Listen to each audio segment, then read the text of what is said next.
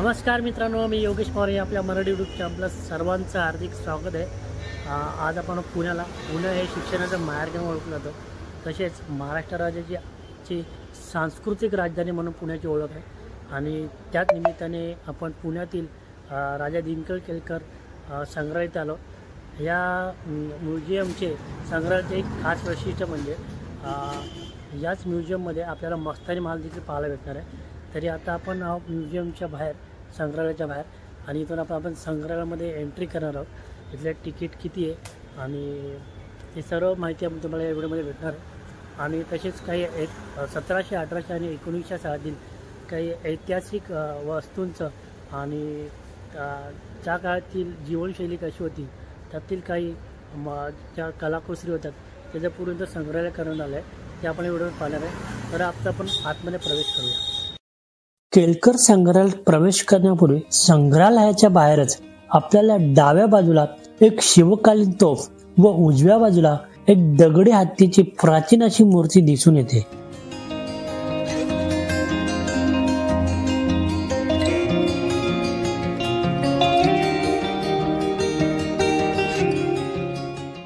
संग्रहालयात प्रवेश करताच प्राचीन काळातील देवदैवतांचे काही दगडी मूर्त्या व संगमरवरच्या मूर्त्या आपले लक्ष वेधून घेते।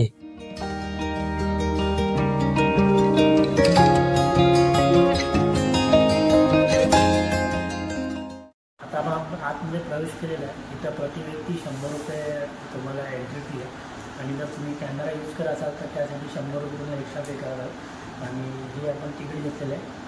मी आता माझ्या भागात प्रवेशद्वारातून थोडे पुढे जाताच जुन्या काळातील धान्य दळण्याचे एक दगडी जाते व 17व्या, 18व्या आणि 19व्या शतकातील भिंतींवर लावलेले अत्यंत सुंदर आणि नक्षीकामाने सजवलेल्या लाकडी कमानी व खिडक्या आपल्याला इथे पाहायला मिळतात।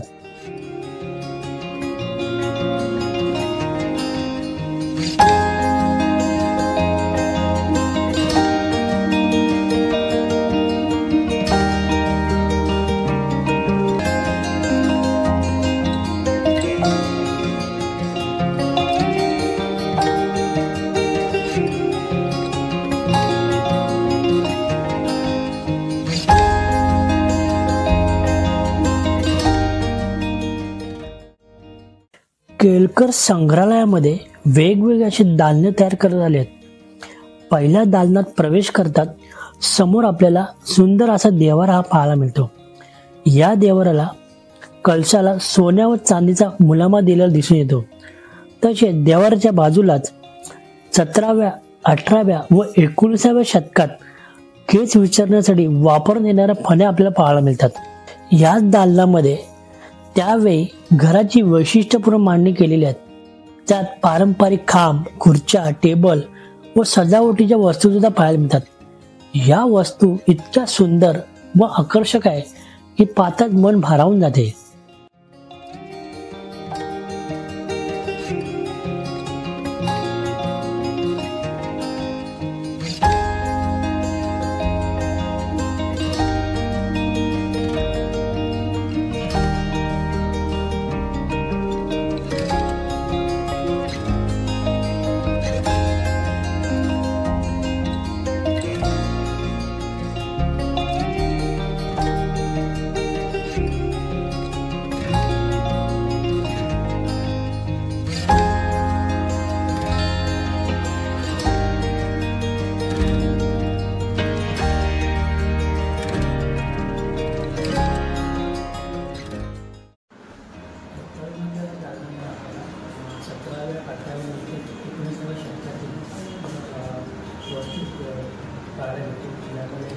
पूर्वीच्या काळामध्ये आपण घरामध्ये वस्तू वापरतो, तसे दागिने वापरतो, त्या अलंकाराच्या वस्तू, तसं आकर्षण म्हणजे हे राशीचक्र, तिथे तुम्ही आता काळी होतात, आणि त्याच्या बाजूला ही मीनाक्षीची मूर्ती प्रकृतीने अशी पूर्वी असं काम केलेलं आहे। त्यामुळे खूप सुंदर अशी मूर्ती।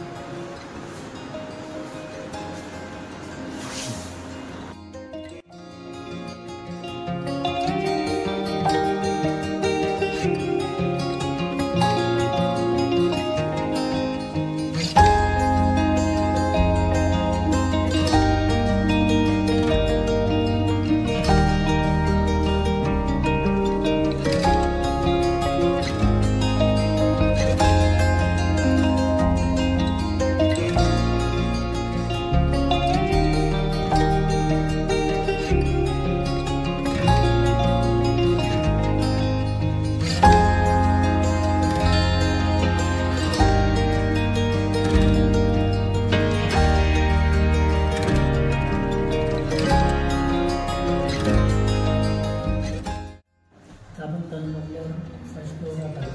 इथं आपल्या 17-18 शतकातील ज्या म्हणजे भांडी वापरतो रोजच्या जीवनामध्ये तिथं पाहिलं आणि त्यावरती आपल्याला मस्तानी माणसाला पाहिलं ते आता आपण वरती जाऊ. त्यापूर्वी इथं मला मागे बघू शकता तुम्ही किती सुंदर अशा मूर्त्या आहेत.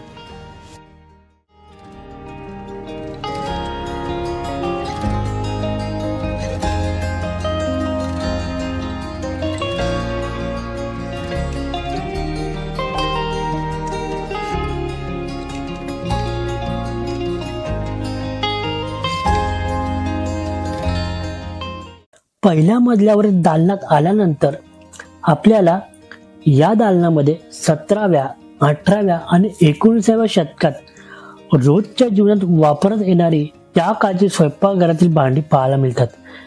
या भांडी इतक्या सुंदर व सुबक असून त्याची मांडणी देखील कलात्मक पद्धतीने केलेली आहे.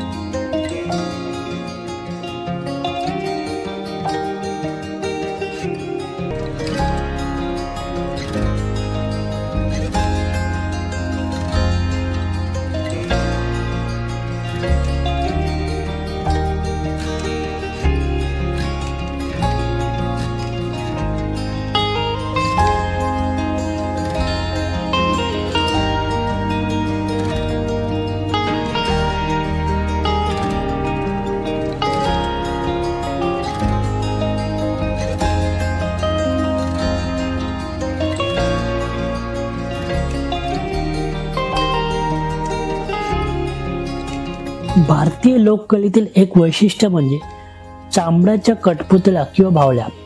चामड्यापासून बनवलेल्या या पुतळ्या काठीला बांधून पांढऱ्या पडद्यावर रात्रीच्या वेळी नाचवल्या जातात.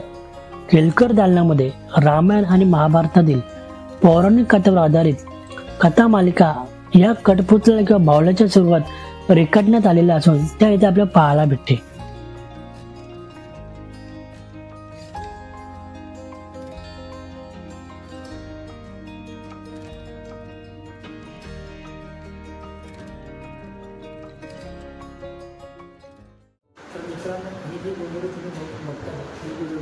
डॉक्टर आनंदीबाई जोशी या भारतातील पहिल्या डॉक्टर त्यांनी स्वतःच्या हाताने बनवलं होतं आणि त्यांनी त्यांच्या आंब्याच्या मैत्रिणीला भेट केली होती. काळांतराने संग्रहित करणार तुम्ही बघू शकता.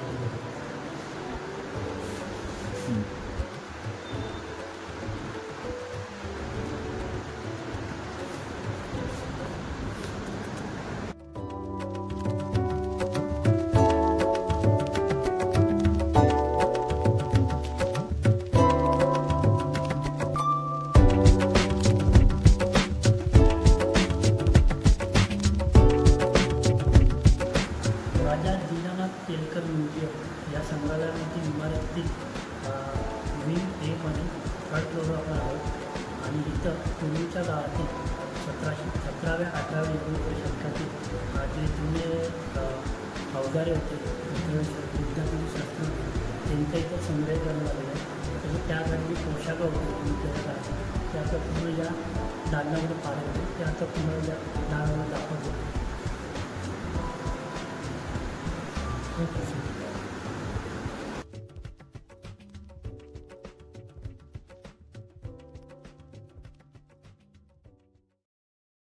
केळकर संग्रहालय हे पद्मश्री डॉक्टर दिनकर गंगाधर केळकर यांनी सन 1920 मध्ये सुरू केले. डॉक्टर दिनकर केळकर यांचा मुलगा राजा हा अल्पवयात असताना मृत्यू पावला. त्याच्या नावावरूनच या संग्रहालयाला राजा दिनकर केळकर संग्रहालय हे नाव देण्यात आले. डॉक्टर दिनकर केळकर यांना मानवी कारागिरीचे उत्तम नमुने संग्रहित करण्याचा छंद होता आणि हा छंद जपण्यासाठी त्यांनी भारत भ्रमण केले. भारत भ्रमण केल्यानंतर त्यांनी त्यांच्या सौंदर्य दृष्टीला लोभवणाऱ्या व हृदयाला भिडणाऱ्या अशा वस्तू संग्रहित करून त्या वस्तूंना संग्रहालयाचे रूप दिले आणि त्यांच्या याच संकल्पनातून राजा दिनकर केळकर संग्रहालय उभे राहिले.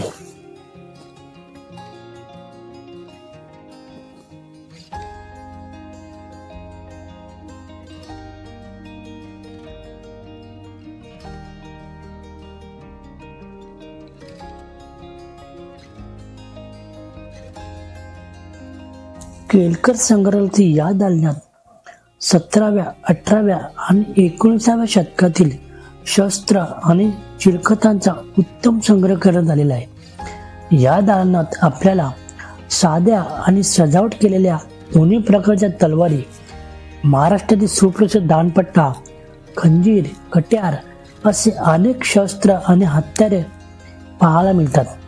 त्याचबरोबर युद्धप्रसंगी वापरण्यात येणाऱ्या बंदुका व ढाल यांचा देखील संग्रह इथे आपले लक्ष वेधून घेते.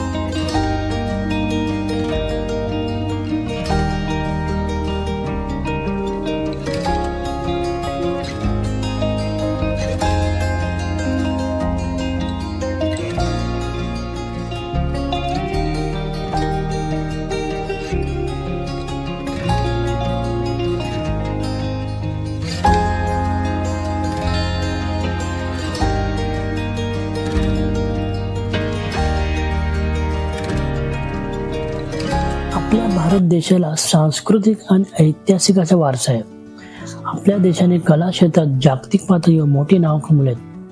याच कला क्षेत्राशी संबंधित असलेले 17व्या, 18व्या आणि 19व्या शतकातील वाद्यांचा संग्रह इथे आपल्याला पाहायला मिळतो. येथे आपल्याला तबला, ढोलकी, हार्मोनियम, सनई, सतार, व्हायोलिन अशा विविध वाद्यांचे संग्रह केलेले दिसून येते.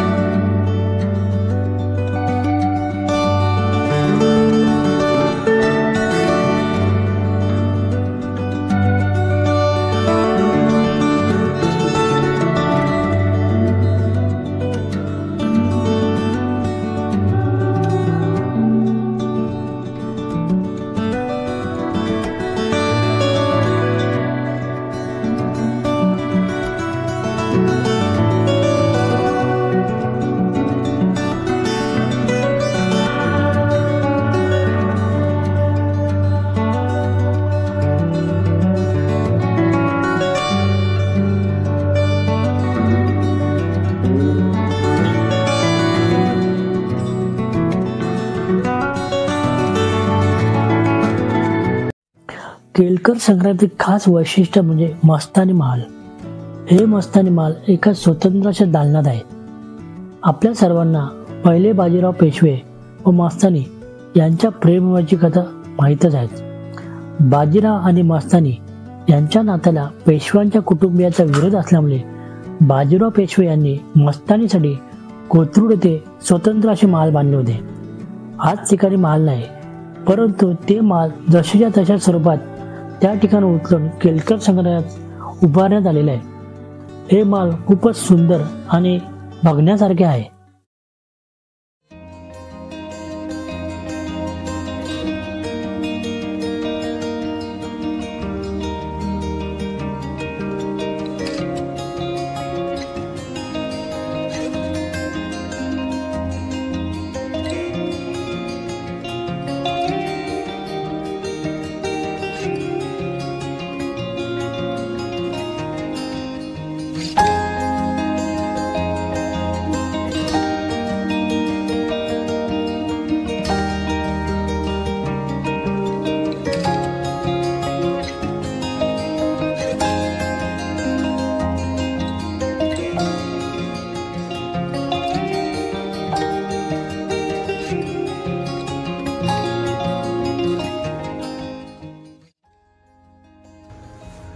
तर मित्रांनो, राजा दिग्गज संग्रह पूर्णपणे तुम्ही दाखवलं आहे आणि ज्या खास करण्यासाठी आपण या ठिकाणी आहोत ते म्हणजे मस्तानी महल.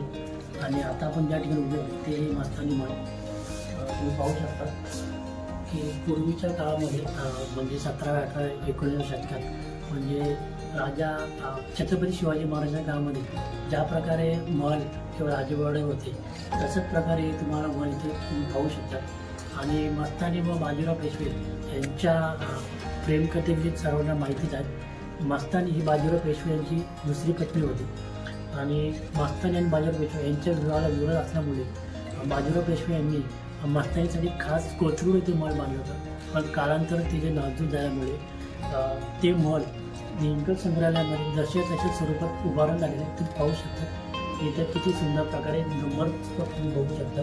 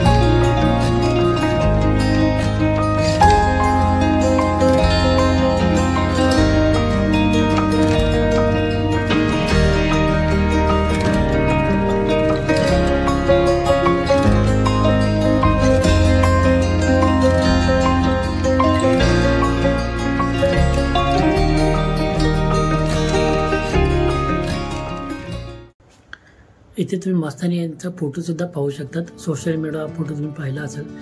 आणि ही सुद्धा एक काहीतरी वस्तू आहे म्हणून याला काय बोलतात काय सांगू मला सुद्धा माहीत नाही. तर तुम्हाला जर काय माहीत असेल या वस्तूबद्दल तर तुम्ही नक्की कमेंट बॉक्समध्ये कमेंट करून सांगा. आणि खूप सुंदर असा हे मस्तानी महल आहे आणि त्याच पद्धतीने तिचं रेखीव आणि कोरीवकामसुद्धा केलेलं आहे. पूर्ण लाकडाचं हे बांधकाम आहे. तितक्याच सुंदर प्रकारे त्याची सजावट सुद्धा केलेली आहे. हे भगवान श्रीकृष्णाची मूर्ती सुद्धा तुम्ही पाहू शकता.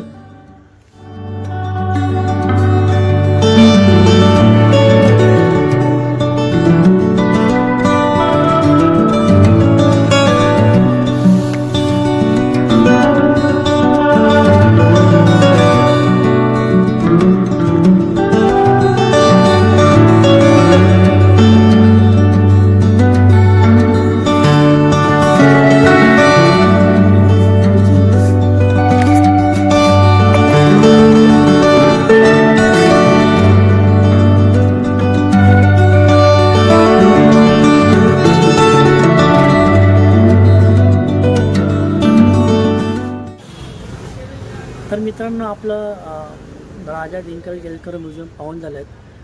खूप सुंदर असं म्युझियम आहे आणि इतिहासातील खूप अशा वस्तू इथं संग्रहित करण्यात आलेल्या आहेत. तर तुम्ही दगडूशेठ दर्शनासाठी आला असाल तर नक्की या म्युझियमला भेट द्या.